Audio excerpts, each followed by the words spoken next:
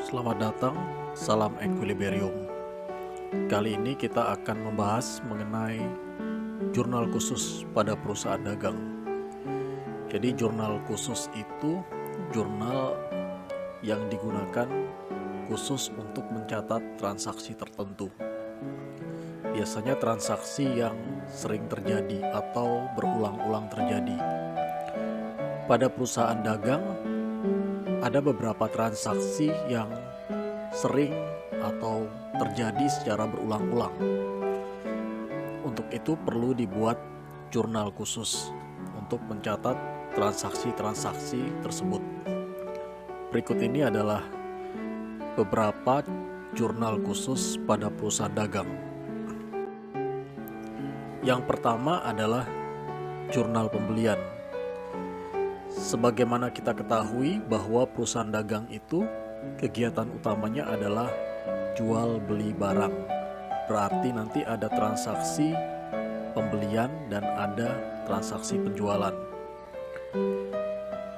Jurnal khusus yang pertama yaitu jurnal pembelian digunakan untuk mencatat transaksi pembelian yang dilakukan secara kredit. Bentuk jurnalnya adalah seperti kita lihat pada layar monitor berikut ini. Ini adalah contoh jurnal pembelian yang digunakan untuk mencatat transaksi pembelian secara kredit. Kalau kita perhatikan, di sini ada kolom tanggal untuk mengisi tanggal transaksi, kemudian keterangan untuk mencatat transaksi pembelian tersebut, lalu ada kolom pembelian untuk mencatat pembelian barang dagang yang dilakukan secara kredit. Kemudian ada kolom perlengkapan untuk mencatat pembelian perlengkapan yang dilakukan secara kredit. Lalu ada kolom serba-serbi untuk mencatat pembelian selain barang dagang dan perlengkapan yang dilakukan secara kredit. Sedangkan sisi kreditnya di sini adalah utang dagang. Karena pembelian secara kredit pasti akan menimbulkan yang namanya utang dagang atau utang usaha. Berikutnya jurnal khusus yang kedua yaitu jurnal pengeluaran kas. Jurnal pengeluaran kas ini digunakan untuk mencatat transaksi pengeluaran kas atau pengeluaran uang tunai atau setara uang tunai. Bentuk jurnalnya bisa kita lihat pada layar monitor sebagai berikut. Nah, pada layar monitor kita sudah lihat ada jurnal pengeluaran kas. Di situ ada kolom tanggal seperti biasa tadi, kemudian keterangan. Lalu kita perhatikan pada kolom debitnya, di situ ada kolom utang dagang, ada kolom pembelian, dan ada kolom serba-serbi. Kolom utang dagang ini digunakan untuk mencatat transaksi pengeluaran kas untuk membayar utang. Jadi kalau melunasi utang atau membayar utang dicatat di kolom utang dagang. Sedangkan apabila pengeluaran kas itu digunakan untuk membeli barang dagang secara tunai, maka dicatat di dalam kolom pembelian.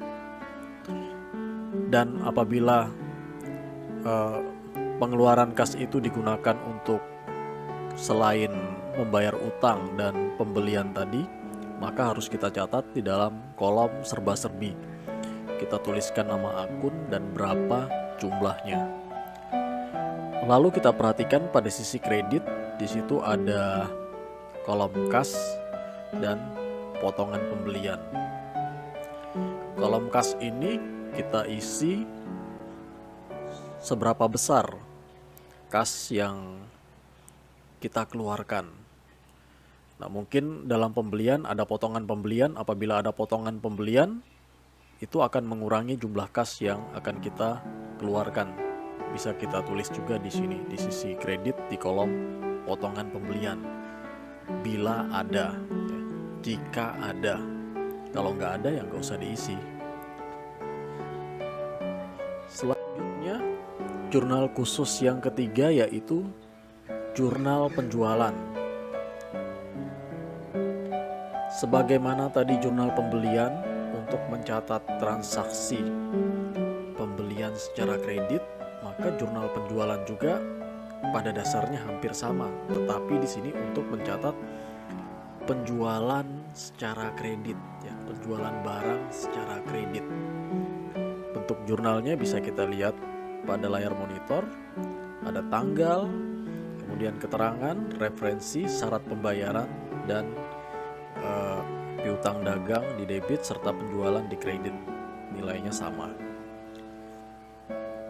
Kita lanjut ke jurnal khusus yang berikutnya, yaitu jurnal penerimaan kas.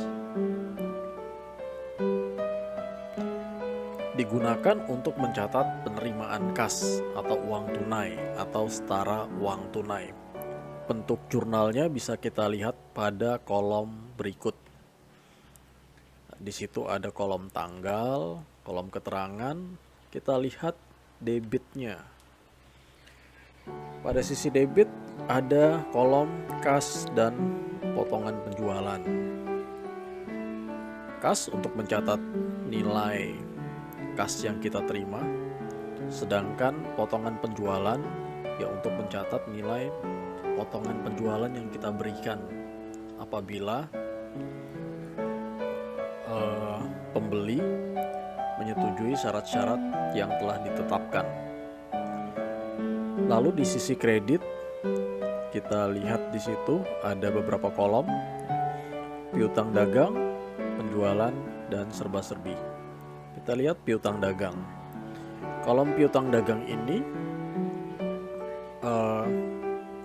kita gunakan apabila penerimaan kas itu sebagai akibat pelunasan piutang yang dilakukan oleh orang atau pihak yang membeli barang kita secara kredit.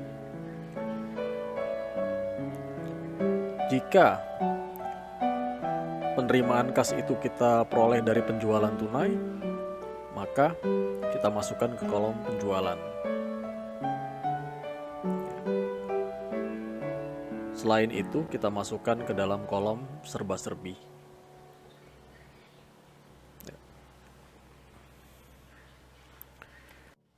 Demikian uraian mengenai jurnal khusus pada perusahaan dagang. Semoga bermanfaat. Terima kasih atas perhatiannya. Salam keseimbangan.